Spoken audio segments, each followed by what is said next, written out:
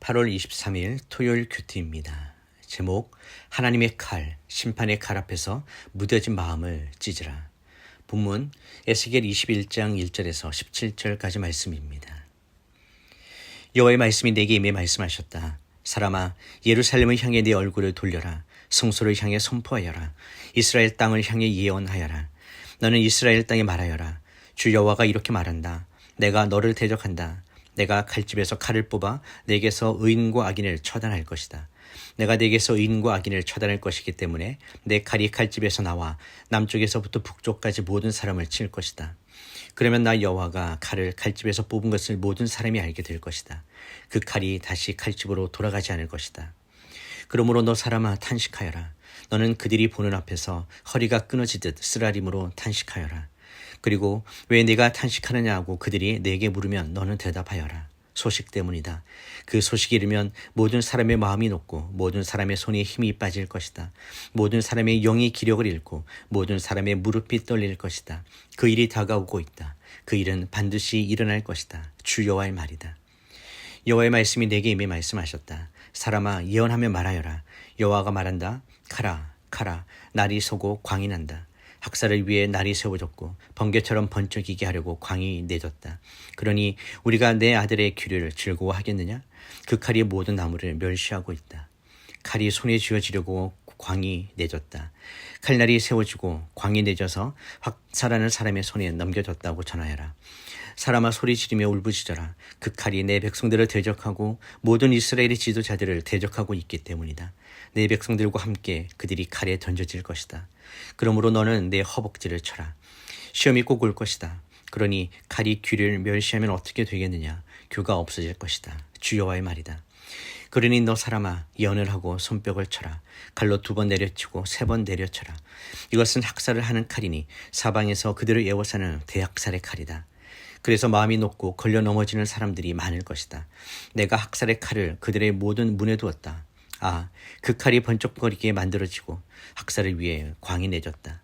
나를 세워라. 오른쪽으로 왼쪽으로 날이 향한 대로 가거라. 나도 손뼉을 칠 것이다. 그러면 내 분노가 수그러들 것이다. 나 여호와가 말했다. 본문 요약입니다. 하나님의 말씀이 에스겔에게 임해 남쪽 숲을 불태우는 비유에서 이제는 유다와 예루살렘을 향한 하나님의 칼의 심판으로 전환됩니다. 하나님은 예루살렘을 향해 칼을 뽑아들고 남북으로 모두를 베시겠다고 하십니다. 그 칼은 날이 섰고 번쩍이며 휘두를 준비가 되어 있습니다. 에스겔은 이 칼이 모든 사람의 마음을 무너지게 하고 많은 이들의 심장을 찌를 것이라 말합니다. 하나님은 백성이 두려움에 떨도록 에스겔에게 손뼉을 치며 예언하라고 하십니다. 첫 번째 묵상입니다. 본문은 아주 강렬하고도 무서운 이미지로 시작됩니다.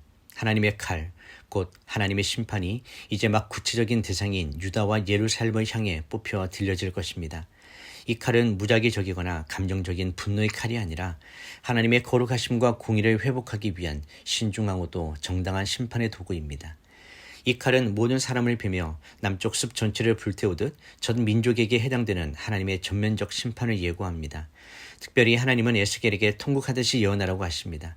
이는 단순한 경고가 아니라 하나님의 심판 앞에서 애통하는 선지자의 심정을 그대로 보여줍니다. 에스겔은 백성들을 향해 말할 뿐 아니라 그들을 대신하여 가슴을 찢으며 통곡하는 자로 부름받았습니다. 하나님의 칼 앞에서 우리는 무엇을 느낍니까? 심판의 칼은 단지 육체를 베는 것이 아닙니다. 그 칼은 사람의 마음을 찌르고 그 마음의 중심을 드러냅니다. 그래서 본문에서도 심판의 칼은 마음을 무너지게 하고 심장을 찌른다고 표현됩니다. 하나님의 말씀은 살았고 활력이 있어 혼과 영과 관절과 골수를 찔러 쪼개며 마음의 생각과 뜻을 판단한다고 하셨습니다. 복음은 이처럼 먼저 우리를 찔러 회개하게 만들고 이어서 치유와 회복으로 이끄는 구원의 길을 엽니다. 예수 그리스도는 하나님의 칼 아래에서 심판받으신 분입니다. 십자가는 하나님께서 당신의 아들을 베어 구속의 길을 여신 자리입니다. 우리가 심판받아야 마땅한 자리에 예수님이 서심으로 오늘 우리가 생명을 누릴 수 있게 된 것입니다. 적용 질문입니다. 나는 하나님의 말씀 앞에서 내 마음이 찔림을 받고 있습니까? 말씀이 내 심령을 쪼개고 있습니까? 아니면 이미 내 마음이 무뎌져 심판의 칼도 느끼지 못하는 상태는 아닙니까? 두 번째 묵상입니다. 본문의 후반부에서 하나님은 에스겔에게 손뼉을 치고 통곡하며 떨며 예언하라고 말씀하십니다. 이것은 하나님의 심판이 곧 임하겠으며 더 이상은 물러설 수 없는 때에 와 있음을 알리는 강력한 선포입니다. 동시에 하나님께서 이 심판을 즐기시는 분이 아니라 슬픔 속에서도 반드시 행해져야 하는 거룩하신 재판장이심을 보여줍니다. 숫벽을 치는 모습은 심판의 시작을 알리는 사인처럼 보입니다. 마치 전쟁의 북소리처럼 심판이 시작되었음을 알리는 하나님의 외침입니다. 하지만 이 손뼉은 기쁨이 아닌 고통의 손뼉입니다. 하나님의 백성이 하나님의 칼 아래 놓였기 때문입니다. 그런데 중요한 것은 이 칼이 단지 무섭다는 메시지를 전하는데 그치지 않는다는 점입니다. 이 칼은 백성들의 마음을 흔들기 위해 휘둘러집니다. 하나님은 그들의 마음이 무너지기를 원하십니다. 즉 회개와 돌이킴이 일어나기를 간절히 바라시는 것입니다. 이처럼 하나님의 심판은 언제나 회복의 기회와 함께 오며 하나님 나라의 새로운 시작을 향한 정리 작업입니다. 오늘 우리 삶에도 이러한 하나님의 칼이 필요할 때가 있습니다. 너무나 무뎌진 심령, 형식만 남은 신앙, 의식적으로 반복되는 예배 속에 진정성 없이 살아가는 삶. 하나님의 칼은 우리를 찌르시기 위함이 아니라 다시 살리기 위해 다가옵니다. 말씀 앞에서 우리의 마음이 무너지고 애통할 때 비로소 하나님의 나라가 다시 우리 안에 세워지는 것입니다. 적용 질문입니다. 나는 심판 앞에서 두려워만 하고 있습니까? 아니면 그 안에 담긴 하나님의 슬픔과 회복의 마음을 느끼고 있습니까? 기도하겠습니다. 공의로우시고 거룩하신 하나님 아버지, 오늘도 저희를 진리의 말씀 앞에 세워주셔서 감사드립니다. 에스겔을 통해 주신 말씀처럼 하나님의 칼은 날이 섰고 번쩍이며 저희의 심령을 찌르고도 남을 만큼 날카롭고 정당한 심판의 도구임을 고백합니다. 저희는 너무나 자주 이 심판을 외면하며 무뎌진 마음으로 살아왔음을 고백합니다. 오늘 이 말씀을 통해 다시 두렵고 떨림으로 주 앞에 나아갑니다. 하나님의 칼 앞에 무너지는 심령 되게 하시고 말씀의 칼로 저희의 교만과 위선을 찔러 쪼개어 주시옵소서. 저희 안에 거짓된 신앙의 껍데기를 벗기시고 진실한 눈물과 회개의 고백이 터져나오게 하여 주시옵소서. 예수님, 당신은 하나님의 칼 아래 서신 분으로 온 인류의 죄를 대신 지시고 아무 죄도 없으심에도 그 칼에 찔려 죽으신 바로 하나님의 아들이심을 믿습니다.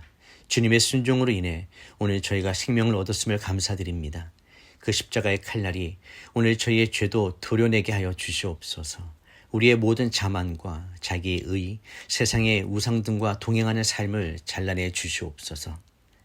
성령님, 오늘도 저희 안에 말씀의 빛과 불로 임하셔서 형식적인 신앙생활에 안주하지 않게 하시고 하나님의 심판 앞에서 무뎌진 마음이 다시 살아나는 역사가 있게 하여 주시옵소서.